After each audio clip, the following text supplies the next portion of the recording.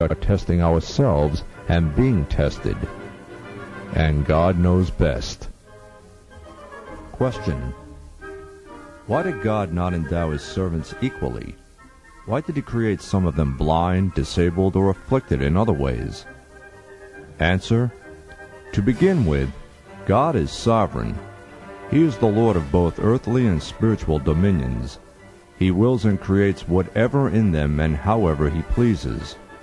Blessed be he to whom all sovereignty belongs. He has power over all things. No one has any part in his sovereignty, nor can anyone intervene in what he creates except as he wills and to the extent he wills.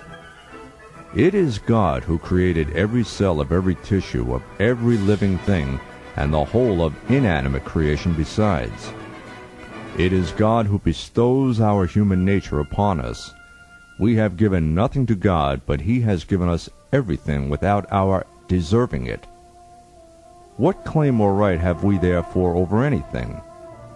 If we had given something to God in return for what he has bestowed upon us, we might, perhaps, claim 2 eyes instead of 1, or make objection to having 1 arm instead of 2.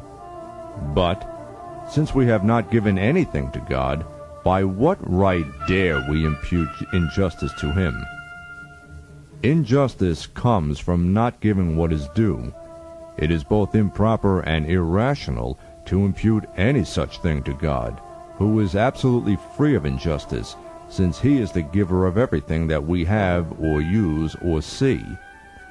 What have we returned in exchange for what we have received? God the Almighty created each of us out of nothing. Is more, he created each of us human. It might have been otherwise. It might not have been at all. If you observe and investigate all that is around you, you will certainly realize that there are many creations different from yourself, inferior or worse in your judgment, with which you would not change places, just as there may be others with which you might, out of misguided thinking or envy of some kind, wish to change places. There is a second aspect to this question, namely the providence of God. God may deprive an individual of something he or she values, but grant that individual a manifold return for that loss in the hereafter.